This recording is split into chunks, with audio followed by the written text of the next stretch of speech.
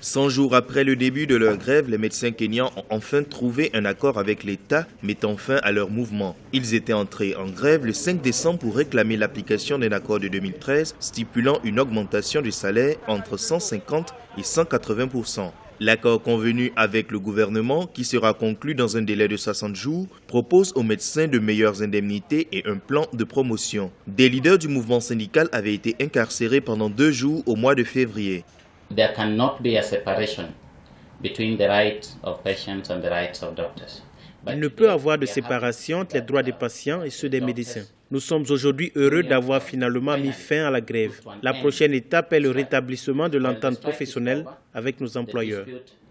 May not be because we need to restore industrial harmony between ourselves and our employers.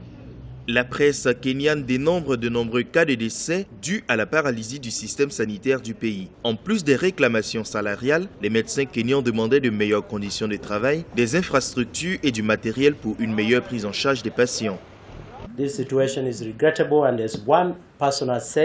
Cette situation est regrettable. Nous espérons que cela ne se produira plus dans l'histoire de notre pays. Oui, il y a des problèmes, mais nous devons apprendre à les résoudre sans occasionner de peine au peuple. Ces 100 jours resteront gravés dans les pages noires de la pratique de la médecine dans notre pays.